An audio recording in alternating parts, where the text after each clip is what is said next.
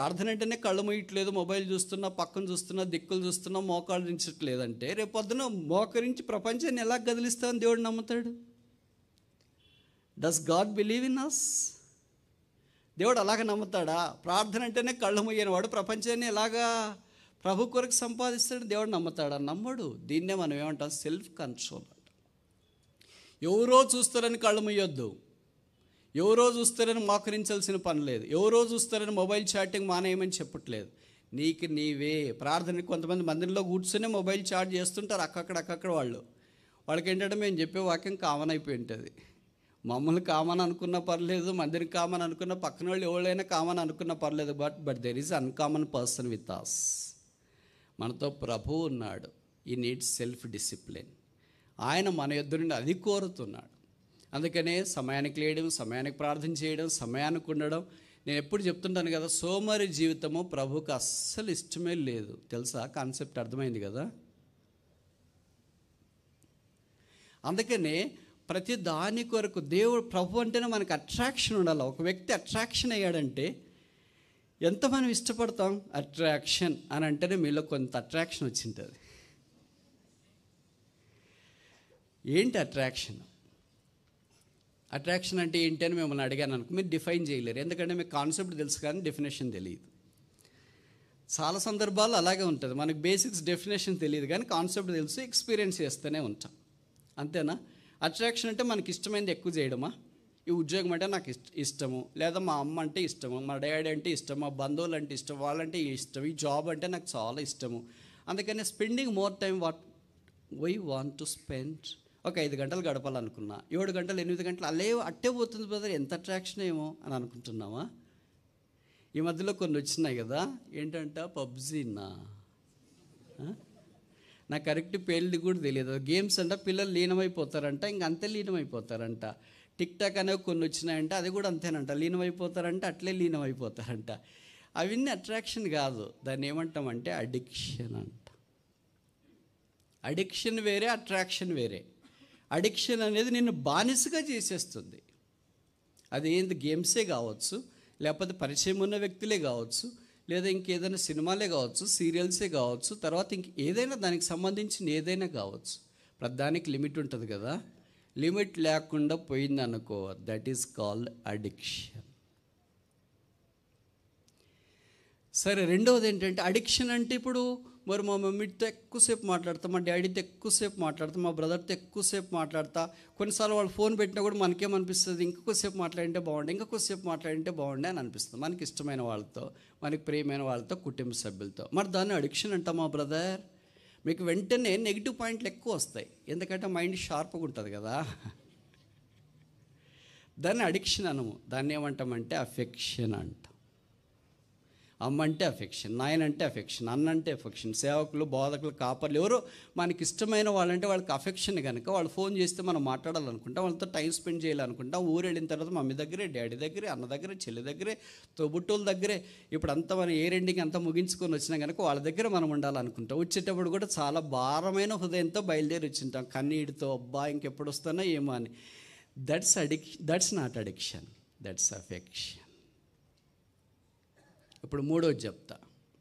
ఇదేంటంటే దీంట్లోనేమి అడిక్షన్ ఉండదు, అఫెక్షన్ కూడా ఉండదు, కానీ వాళ్ళంటే మనకి ఇష్టం, ఆయన అంటే ఇష్టం, ఆ పని అంటే ఇష్టం, ఆ కార్యం అంటే ఇష్టం. దీన్ని ఏమంటామంటే అట్రాక్షన్ అంటాం. అర్థమైంది అనుకుంటా మూడింటికి తేడా. Addiction, affection, attraction. మన అట్రాక్షన్ ఏంటంటే కుమారుని ముద్దు పెట్టుకొనుడి, లేని ఎడల అతడు కోపించు. మన అట్రాక్షన్ ఏంటంటే సిలువ. అందుకే యోహాను సువార్తలో రాయబడింది, భూమి మీద నుండి పైకెత్తబడిన తర్వాత అనేకులు నేను ఆకర్షించు. పరమగీతంలో చెప్పబడింది, మమ్మల్ని ఆకర్షించుము, మేము నీ యొద్దకు పరిగెత్తి వచ్చేది. కానీ greatest attraction in this world is the cross of Jesus Christ. యేసు ప్రభు యొక్క సిలువ, యేసు ప్రభువే ఈ ప్రపంచాన్ని అంతటికి పెద్ద ఆకర్షణ. ఇప్పుడు నేను ఈ మాట చెప్పిన తర్వాత మీకు చాలా అనుమానం వచ్చింది, అట్లనా? అయితే మరి నాకేం అట్రాక్షన్ లేదే. Instead of attraction we have distraction. Bible చదవాలంటే, ప్రార్థన చేయాలంటే, యేసుప్రభు అంటే, సిలువ అంటే, దైవికమైన కార్యాలంటే, ఆయన సేవించాలంటే, యెహోవాను నమ్ముకొనుడి అంటే, అబ్బా పోయి ఇది చెప్తున్నారు. అట్రాక్షనా? అసలు కొద్దిసేపు నిలబడడం, రోజుకి 4-5 గంటలు ఫోన్ మాట్లాడతావు కానీ కదా, 4-5 నిమిషాలు బైబిల్ చదవాలన్నా, 4-5 నిమిషాలు ప్రార్థన చేయాలన్నా, 4-5 నిమిషాలు ప్రభుత్వం ఉండాలన్నా రాదు మనస్సు. ఇప్పుడు మీరు చెప్పండి, నేను అడిగే ప్రశ్నకు, అడిక్షన్ ఉందా? అఫెక్షన్ ఉందా? అట్రాక్షన్ ఉందా? ఏది లేదు బ్రదర్, వేరేది ఉంది అంటారా?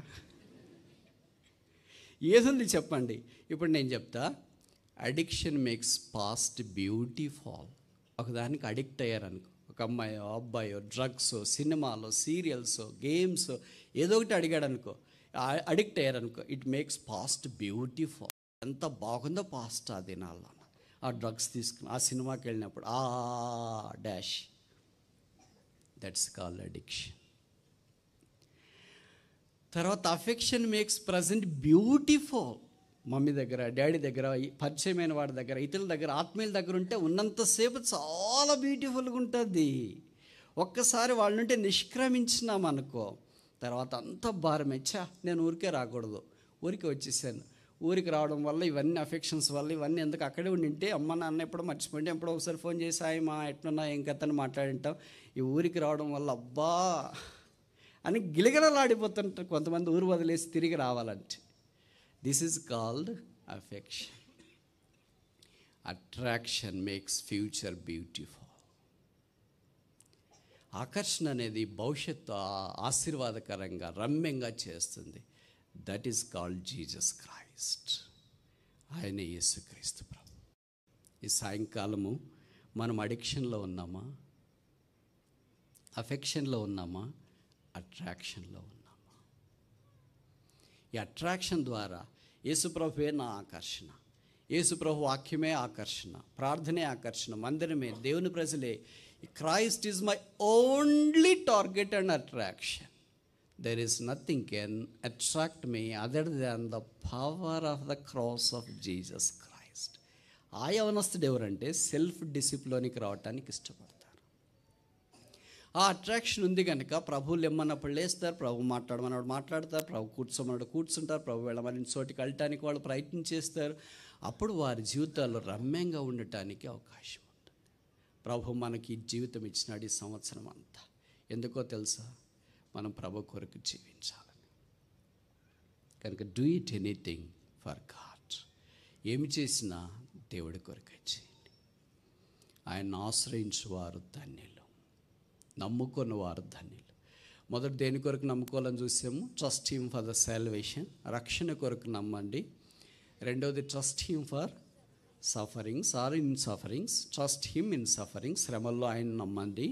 మూడవది ఏంటంటే trust him for the service, మన పరిచర్లో, మన బాధ్యతలో మనకి ఇవ్వబడిన పని, ఆ పని ఏదైనా ప్రభు మనకు అప్పగించిండొచ్చు.